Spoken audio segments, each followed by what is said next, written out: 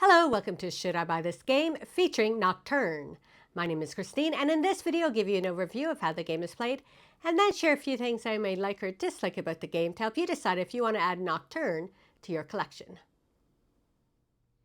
Here we have the game Nocturne, and in this game we are using our tokens to make bids on these tiles, and our goal is to collect either pairs of tiles or groupings of tiles so we can score points. And there's many different ways to score points during this game. Now to start, you pick one of your companions. So in this one, if I make a bid with a 6 or lower token, I can replace that 6 with a lower token. So I can bring my 6 back to my collection and possibly put a 1 there. So I can reuse the 6 later. If I use my card and my bonus, I flip it over, and you only use it once per game.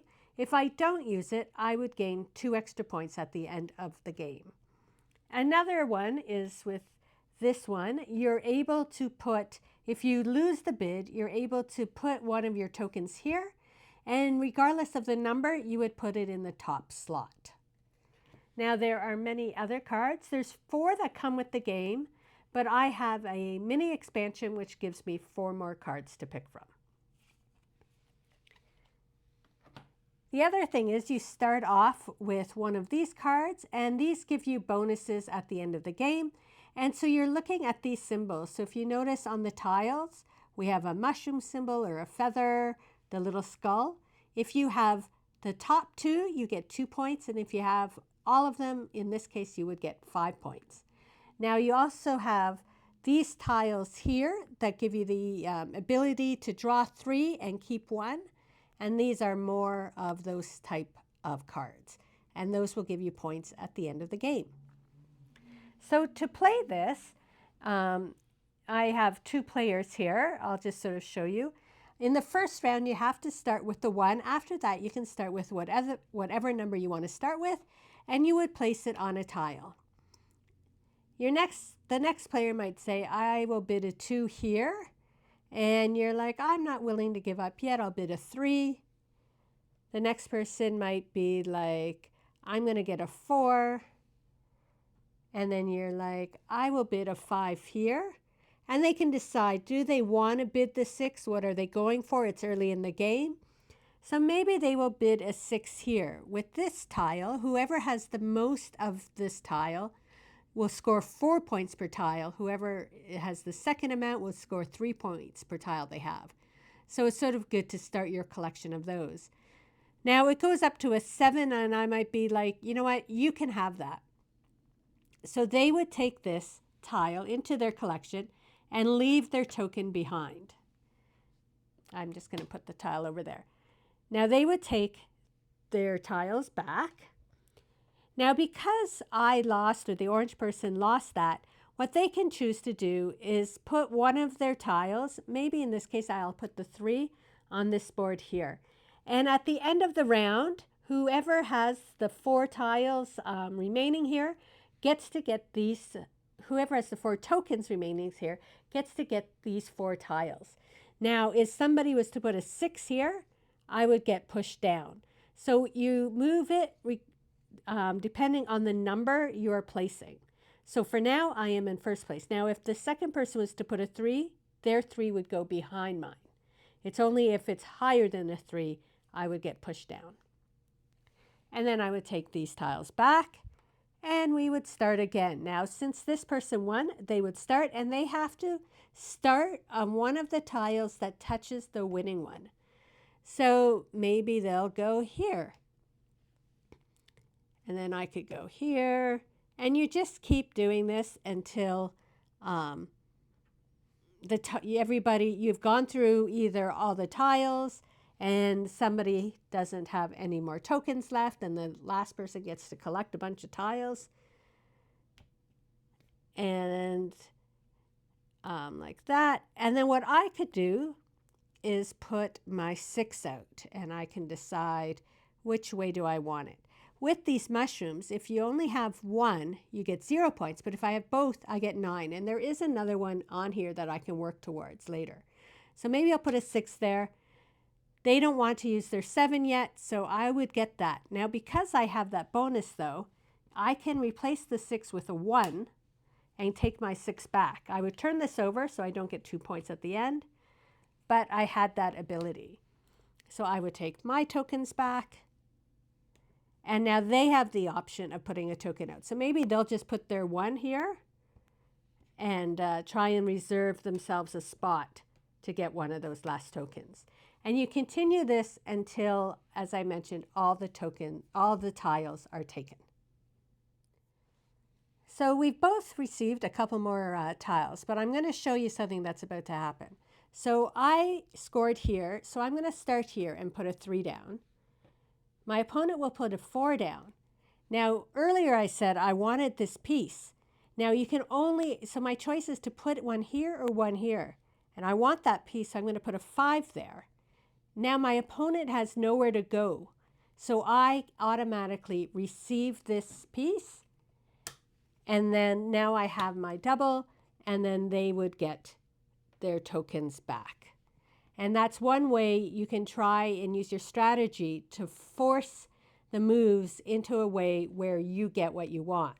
Now, the same though can happen here, is I can put a 3 here, and now my opponent can be like, I want another one of those eggs, and they're guaranteed the egg.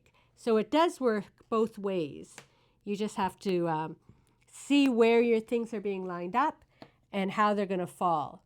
And that's going to happen as you get now into the game and the way things are separated. Some pieces are going to be forced into the hands. Now, the one thing I didn't mention too is down here we have some twilight goals. And if you have the fewest control areas at the end of the round, the first to win with a 5. Now, I'm sure we've already done that, and I think it was me because they still have a 5. So let me just look at these tiles. So that is a 5. Actually, I think they were first to win with a 5, so they would receive this card and get the 3 points at the end of the game. And this one is whoever controls the most spaces around the outside. So you wait until the end of the round to do that. So I'm just going to blow through this again. I'll see if I can come up with a few more areas. Actually, if we look here, the blue was up. So it's going to be another sort of forced situation. They would put a 5, and I could get this one with nowhere else to go. And so because I won that piece, here, maybe they're going to put a 5 here to guarantee themselves a piece here. They get their 1 back. Because I won that, the only place I can go is here. So we're just going to be going through these pieces quite quick because it's just the places we can put we don't have much choice in where we go. So I would get that one. These would come back, and I would start again. And then they were guaranteed this piece. And then they would start, and they're guaranteed this piece. And so now that we're here, they can now put it on any of these pieces here. But you get some idea of the strategies when placing your little tokens and forcing into corners later to guarantee you could sort of play the game to get the pieces you want by forcing the way you go on the board. We finished the twilight stage, and so we go to our little scoring and have the fewest control areas. So orange has 1, 2, 3, and blue has 1, 2, 3, 4. So orange gets this card. And this one controls the most space along the border. So blue has 1, 2, 3, 4, 5, 6. Orange has 1, 2, 3, 4, 5, 6. They're tied. So I'm not exactly sure if they would both get 3 points or if it equals each other out and you get no points. I'm not exactly sure. I couldn't really find a thing about tying. Now when we come up here, we look to see. So blue is the highest number, so they get to choose one of these tiles first. So maybe they're still collecting the eggs. Orange gets to go and pick the next 2, so maybe they'll pick these 2. And then blue is left with this last tile that we add to our set. At this point now, everybody takes their tiles back. Now, we used all our tiles. If a player had tiles remaining, or tokens remaining, sorry, they can replace this token with one of these special tokens, and that will give them more power in the next round. In our case, we didn't use our guaranteed. This is a token you can use if you really want a specific tile. You'll place it down and you're guaranteed it. We didn't use those. And so we used all our main tokens. So none of us can get any of these in this round, but that is what they are there for. So basically, you do the game, you refresh it, and you do it all over. You flip these over. These are your moonlight goals. And so at the end of the game, you would score these. In this case, you get 2 per fully completed cards. You get 3 points if you're in this area, like right here. If I was to do this again, orange would score 3 points. And you get 2 points for any leftover spell tokens, not including your guaranteed one. And you would add up your score. So I just want to finish up by telling you about scoring. So first off, we have these cards, and you could easily just to see if you have enough items by counting. So you cannot reuse a tile. You have, once you use a tile for one card, you can't reuse it for the other. So in total, I need 2 leaf symbols, which I have. I need a total of 2 skulls, which I have, 1 egg, 3 mushrooms, and 1 feather. So I safely completed those to give me 11 points. When you are scoring your skulls here, they are just straight up the number of points on each of the tiles. If you had a chest, we hadn't seen this earlier, what happens is you get to draw 3 tiles and keep 1. So you get to choose which one out of the 3. However, it is worth -1 at the end of the game. And these tiles, which we showed earlier, just gave us the ability to gain more of these cards.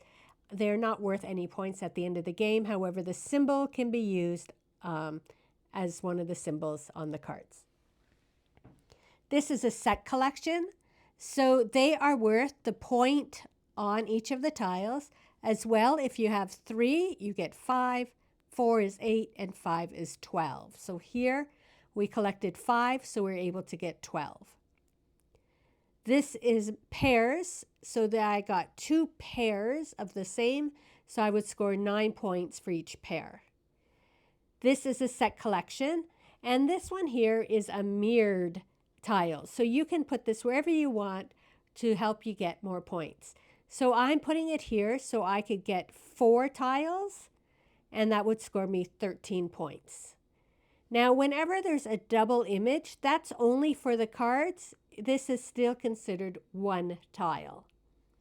So when it comes to the eggs, I received 2 eggs, whereas my opponent got 3. So they are able to score 4 points per tile, and I only score 3 points per tile. If we move along here, the yellow mushrooms, they only had 2, so they used a mirror tile, so they could get 3 for 13 points. Otherwise, they would have received 0 points. Here they have 1, 2, 3, 4, 5, so that would give them 18 points. Here they only have 1 of these tiles, so they score the 1 point, but you need at least 3 to score bonus. Here you just score straight up. And again, they had another mirror one, and they used it to have 2 mushroom tiles to score 9 points other than the 0. And again, these would just be the symbols. If you add up all the symbols, they have enough symbols here to score all of these points. So they would score 21 points in their tiles. So you would add up your twilight goals, your cards, what all these points added up to. And then at the end also there were the moonlight goals over here where you would see how it all worked out, and everybody would score if they could for these. So for example, 2 points per fulfilled cards, I'd only get 4 points, whereas my opponent did 4 cards, so they would receive 8 points for that card. And you add it up, and whoever has the most points wins. Now there is a solo mode. It is used with these cards, and it basically tells you which direction to put and which number you're putting on that direction. And then if you're starting, what number to start with, and if they lose, that they're going to put one up into the other area to get another tile at the end of the game.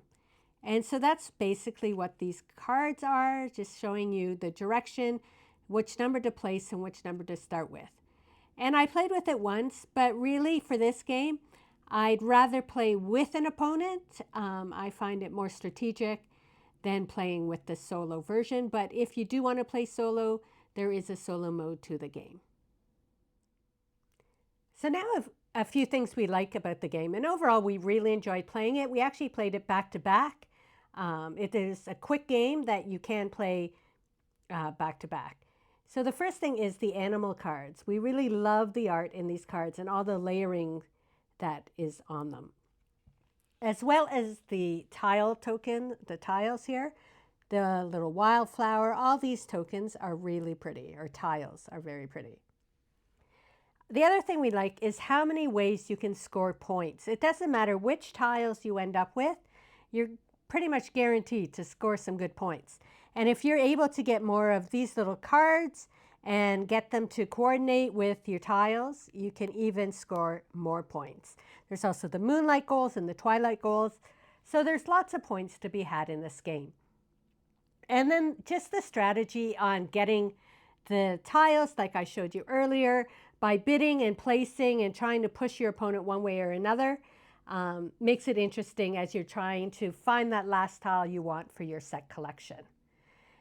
Now, on the other side of things, the only thing that we sort of disliked was, back to the tiles, is how I showed you in the game, once you get in a corner, one person can then dominate and just take over many of the tiles, leaving the other person with less tiles. But if you don't get to use all your little tokens, you can upgrade them midway through the game. So overall, that's Nocturne. We really enjoyed this game. If you're looking for a medium strategy game, it takes under an hour to play with 2 people, then I would highly recommend you add Nocturne to your collection.